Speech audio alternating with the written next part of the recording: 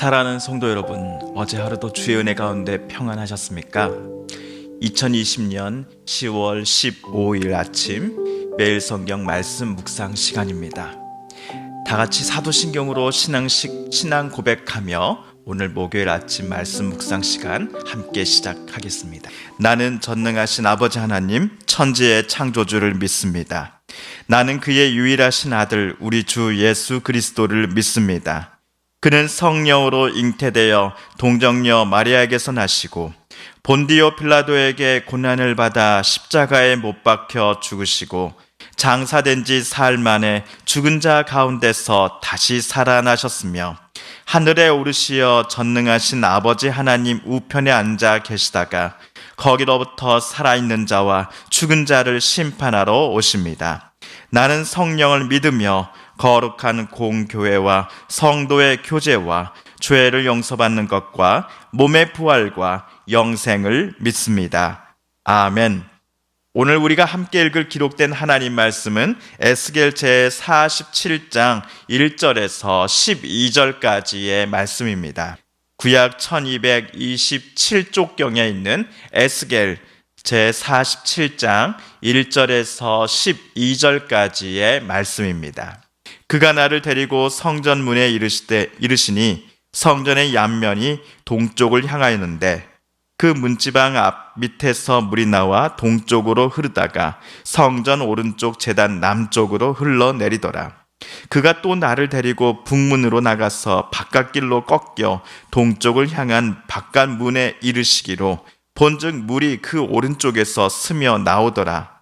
그 사람이 손에 줄을 잡고 동쪽으로 나아가며 천척을 측량한 후에 내게 그 물을 건너게 하시니 물이 발목에 오르더니 다시 천척을 측량하고 내게 물을 건너게 하시니 물이 무릎에 오르고 다시 천척을 측량하고 내게 물을 건너게 하시니 물이 허리에 오르고 다시 천척을 측량하시니 물이 내가 건너지 못할 강이 된지라. 그 물이 가득하여 헤엄칠 만한 물이요 사람이 능히 건너지 못할 강이더라. 그가 내게 이르시되 인자야 내가 이것을 보았느냐 하시고 나를 인도하여 강가로 돌아가게 하시기로 내가 돌아가니 강 좌우편에 나무가 심이 많더라. 그가 내게 이르시되 이 물이 동쪽으로 향하여 흘러 아라바로 내려가서 바다에 이르리니 이 흘러내리는 물로 그 바다의 물이 되살아나리라.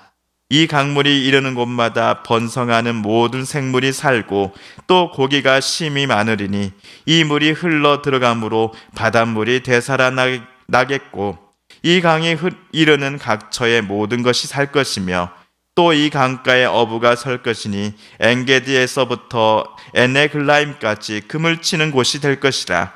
그 고기가 각기 종류를 따라 큰 바다의 고기같이 심이 많으려니와 그 진펄과 개펄은 되살아나지 못하고 소금 땅이 될 것이며 강 좌우 가에는 각종 먹을 과실 나무가 자라서 그 잎이 시들지 아니하며 열매가 끊이지 아니하고 달마다 새 열매를 맺으리니 그 물이 성소를 통하여 나옴이라. 그 열매는 먹을만 하고 그 잎사귀는 약재료가 되리라. 아멘. 에스겔 42장에서부터 어제 읽은 46장에 이르기까지 하나님께서는 환상 중에 에스겔을 예루살렘에 새롭게 세워질 성전으로 데리고 가셨습니다. 천사는 에스겔을 데리고 다니면서 성전 곳곳의 쓰임새 등에 설명해 주었습니다. 어제는 성전 내부 탐방의 마지막 시간으로서 제사장용 부엌 한 곳과 성전 바깥들 구성 4곳에 위치한 레위 사람들을 위한 부엌을 에스겔은 모두 둘러보게 되었습니다. 자, 한편 오늘 47장에서 하나님의 천사는 에스겔을 성전 정문으로 데리고 갔습니다. 이때 에스겔은 성전 동문 문턱에서 물이 나오는 것을 보았습니다. 그 물은 제단 남쪽으로 해서 성전 오른쪽 벽에서 뻗은 선을 타고 아래로 흘러내려가고 있었습니다. 1절입니다. 그가 나를 데리고 성전 문에 이르시니 성전의 앞면이 동쪽을 향하였는데 그 문지방 밑에서 물이 나와 동쪽으로 흐르다가 성전 오른쪽 제단 남쪽으로 흘러내리더라. 천사는 에스겔을 데리고 성전 북문을 통해 성전을 빠져나갑니다. 두 사람은 성전 외벽을 따라 바깥 동문께로 돌아가 보았습니다. 에스겔은 방금 보았던 물이 동문의 오른쪽에서 솟아나고 있다는 것을 확인하였습니다. 그리고 이 두 사람은 물줄기를 따라 예루살렘 성전의 동쪽 방향으로 천천히 걸어 나갔습니다. 그런데 하나님의 천사는 그의 손에 들린 줄자 비슷한 것을 가지고서 지금까지 걸어온 거리가 약 500m임을 확인하고서는 에스겔에게 물줄기를 한번 건너보라고 말을 합니다.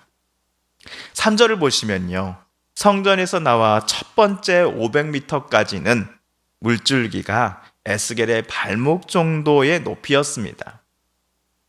그러자 천사는 다시 천척, 즉 500m를 더 나아가서는 물줄기의 높이를 에스겔에게 다시 한번 직접 재보라고 합니다. 4절과 5절입니다.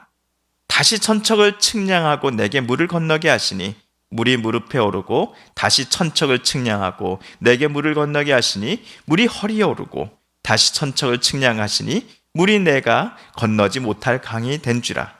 그 물이 가득하여 헤엄칠 만한 물이요 사람이 능히 건너지 못할 강이더라. 두 번째로 물줄기의 높이를 재보니 에스겔의 무릎에 닿았습니다. 세 번째 쟀을 때는 물이 허리에까지 이르렀고요, 마지막 500m를 더 갔을 때는 물이 가득하여 사람이 쉽게 헤엄칠 수 없는 강처럼 불어 있었습니다. 성전에서부터 시작한 이 미약한 물줄기가 동쪽으로 가면 갈수록 점점 불어나고 높이도 올라가는데 성전에서 약 2km가 안 떨어진 곳에서 그 높이를 재보았더니 강처럼 큰 물이 되어 더 동쪽을 향해 이 물줄기가 흘러가고 있다는 것을 에스겔은 확인할 수 있었습니다. 아마도 에스겔은 졸졸졸 흐르던 이 물줄기가 이토록 큰 강으로 변해버린 것을 보고서는 깜짝 놀랐을 것입니다. 동쪽으로 걸어가면 갈수록 물줄기가 더 넓어지고 높아졌기 때문이었지요. 8절입니다. 그가 내게 이르시되 이 물이 동쪽으로 향하여 흘러 아라바로 내려가서 바다에 이르리니 이 흘러내리는 물로 그 바다의 물이 되살아나리라. 8절에 따르면 성전 동쪽 문에서부터 샘솟은 이 조그맣고 미약한 물줄기는 동쪽으로 흘러 아라바로 내려갔습니다. 여기서 아라바는 요단강 계곡물을 가리킬 겁니다. 이스라엘 영토에서 맨 위 꼭대기에 있는 갈릴리 호수에서 아래로 내려오는 이 물줄기가 요단강이지요. 이 요단강이 더 아래로 흐르면요, 그 유명한 사해바다에 합류하게 됩니다. 아마도 8절은 이러한 이스라엘의 지형적 특성을 묘사하고 있는 듯합니다. 그런데 여기서 에스겔이 놀라기에는 아직 이릅니다. 성전에서부터 시작한 물줄기가 지나는 곳마다 생명이 새롭게 움트기 시작했기 때문입니다. 그는 강물줄기 속에 잠시 몸을 담궜던 에스겔이 강변으로 올라왔을 때 그의 두 눈에는 강 좌우편에 많이 심겨진 나무들이 보이기 시작했습니다. 게다가 지구상에서 가장 짠 바다로 잘 알려진 사해바다 주변에 물고기를 잡겠다며 몰려든 어부들로 북새통을 이루고 있다는 것을 에스겔은 보게 되었습니다. 9절과 10절입니다.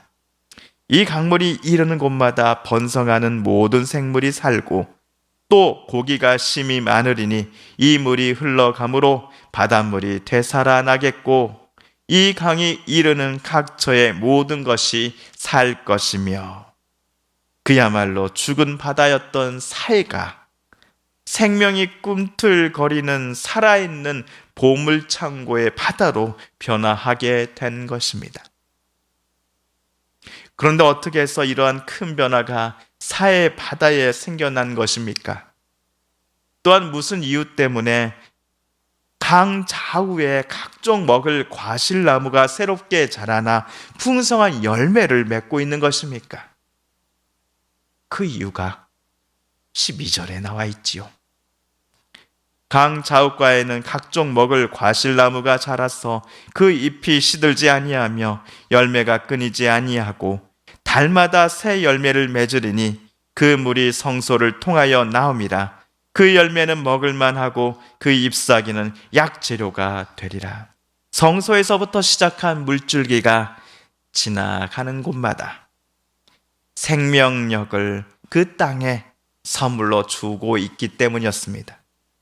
이 물줄기가 처음 시작하는 장소, 즉 그 물이 샘솟던 장소는 바로 성전이었습니다. 에스겔은 성전에 하나님께서 되돌아오셔서 지성소에 자리 잡고 계신다는 것을 두 눈으로 똑똑히 보았습니다. 그렇다면 하나님께서 새 성전 시대에 동쪽으로 내려주시는 이 물줄기가 온 세상을 적시며 풍성한 열매를 맺게 하게 해주셨다라고 우리는 생각해 볼 수 있겠습니다. 이때 제게 시편 1편 3절 말씀이 떠올랐습니다. 그는 시냇가에 심은 나무가 철을 따라 열매를 맺으며 그 잎사귀가 마르지 아니함 같으니 그가 하는 모든 일이 다 형통하리로다. 하나님께서 함께 하실 때에 무서움과 두려움, 낭만과 절대로 안 될 거야 라고 하는 절망은 사라지고 희망과 소망을 우리는 품게 될 것임을 오늘 말씀을 통해 깨닫게 됩니다. 벌판을 걷는 듯한 아니면 캄캄한 터널을 걷는 듯한 우리들의 삶 속에서 저와 여러분도 오늘 이 말씀을 의지하며 은혜의 강물줄기를 흘러내려 주시는 생명을 불어넣어 주시는 하나님을 의지하고 싶습니다. 하나님께서 늘 우리와 함께 해주시기를 소망하는 기도를 드리고 싶습니다. 오늘 에스겔이 보았던 환상 중에 황무지, 아무 희망 없는 절망과 고통의 시간 그리고 장소가 희망과 열매가 풍성하며 다른 이들을 고치는 약재료의 그 열매들을 또 나무잎을 맺는 그 땅으로 바뀌어지는 것처럼 오늘 저와 여러분의 삶도 하나님께서 이처럼 아름답게 바꾸어 주실 것입니다. 주님이신 하나님의 아들 예수님의 말씀을 꼭 기억하십시오. 예수께서 이르시되 나는 생명의 떡이니 내게 오는 자는 결코 줄이지 아니할 터이요 나를 믿는 자는 영원히 목마르지 아니하리라. 사랑하는 성도 여러분, 오늘 말씀을 묵상을 통하여 하나님께서 우리에게 주신 말씀과 도전 또 응원의 말씀을 기억하며 이 시간 우리 함께 기도드리기 원합니다. 오늘 말씀을 의지하며 오늘 저와 여러분의 삶 속에서도 가정 속에서도 직장과 일터와 경제적인 그 모든 일에 있어서도 하나님이 주시는 생명의 은혜가 흘러넘치기를 소망합니다. 또한 우리 성도님들과 가족들 중에 하나님의 고쳐주심과 일으켜 세우심을 놓고 간절히 기도하는 분들이 계시지요. 이 시간 그분들의 이름을 부르며 함께 간절함으로 기도드리십시다. 코로나19가 온 세상을 휩쓸게 하며 많은 이들을 아픔과 어려움 가운데 빠지게 하는 이때에 하나님 어서 속히 이 나라 이 땅을 불쌍히 여겨주시고 도와주옵소서, 치료하여 주옵소서, 구원하여 주옵소서.